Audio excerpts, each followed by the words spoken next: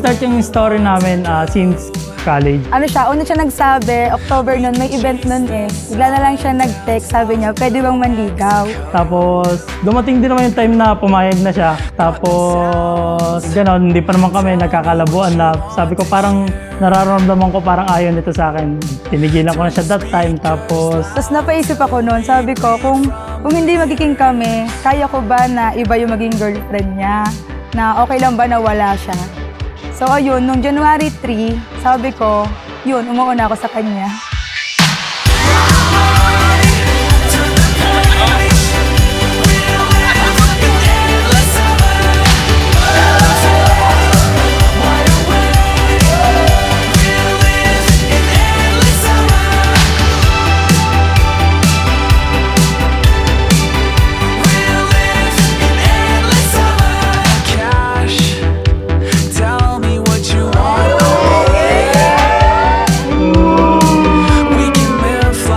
napili ko tong regalo to honor the three of you.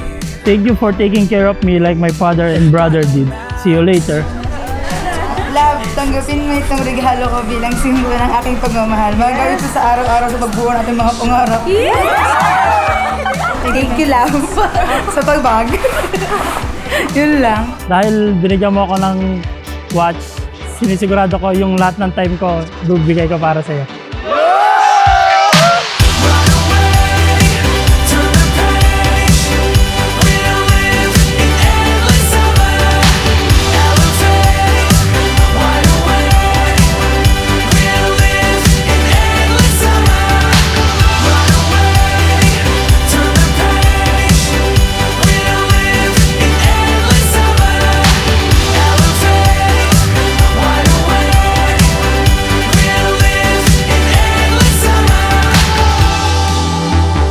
Yan ang magpapatibay sa inyong pagmamahalan. Kapag ka natanggap mo ang partner mo, kung ano man na meron siya, kalakasan niya, kahinaan, yan ang pag-ibig. Minahal naman kita dahil hindi ka magaling, dahil hindi ka nung katangian mo. Tinanggap kita dahil mahal kita kahit ano ka pa man. And that's love.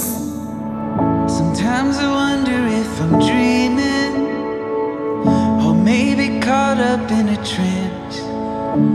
Wala man sa tabi mo yung isa sa pinaka-importanteng lalaki sa buhay mo. For sure, si tatay mo ang isa sa pinakamasayang nagmamasid ng wedding natin. Thank you for keeping your promise to him. Napakasalan at alagaan ako. Lastly, thank you because you never gave up on us. You didn't let go and still continue to love me. Kahit minsan, di na ako kamahal-mahal. Now you found me, darling, you bound me. I could never break away. You're my Buong puso bang pagkakalubos niya ng sarili bilang kanyang may bahay? Opo, Father. Nakalaan ka bang balikatin sa pininyang pananagutan ng buhay may asawa? Opo, Father. every day. Praying is more than saying I love you. Yan ang napakalaga. You bring your partner closer to Jesus and it makes a lot of sense. Would be more than enough. Feels like I'm walking on the ceiling. Strong ng personality niya. Kahit malungkot na yung sitwasyon, nakatayo pa rin siya, nakangiti, hindi niya pinaparamdam kahit kanino kung anong nararamdaman niya sa loob niya. Kasi sa kanya lang ako nagtagal. Siya lang talaga yung nagtiis, nakatiis sa akin sa ugali ko, sa lahat. Siya lang yung nandyan. Hi love, ito na yung pinapangarap natin. Thank you kasi tayo pa rin nandito. Tayo pa rin yung magkasama. Tayo pa rin yung bubuo ng pangarap natin sa isa't isa. Salamat sa hindi pagsuko sa akin. Thank you dahil tinupad mo yung pangako mo. Thank you dahil simula pa lang, hindi ka nang iwan. Ikaw yung naging nandyan. Now you found me, darling, you found me. I could never break away. You're my secret, I'm gonna keep it. Forever I will stay.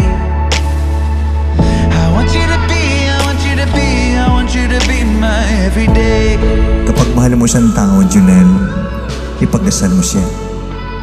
Ikaw din, Krisa, kung mahal mo si Jonel, ipagdasal mo, sabi mo kay Lord, Lord, ikaw nang bahala kay Jonel sa kanya mga plan desisyon. Huwag mo siyang pababayaan. I can't remember life before you, and I can't imagine life without.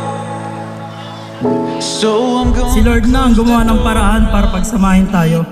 Akala ko binigay ka lang ni Lord para tanggalin ang lungkot ko, pero hindi pala. Kasi ikaw pala ang binigay niya para magpasaya sa akin habang buhay. Ikaw ang bumuo sa akin. Pinapangako ko na hindi ako aalis sa tabi mo, lalo sa mga panahong kailangan mo ko at kahit anumang problema ang dumating. Junel, please remember that you are my answered prayer, and I will continue to pray for you and for our relationship to be strong and blessed. I love you. Now you found me, darling, you found me. I could never break away. You're my secret, I'm gonna keep it. Forever I will stay. I want you to be, I want you to be, I want you to be my everyday.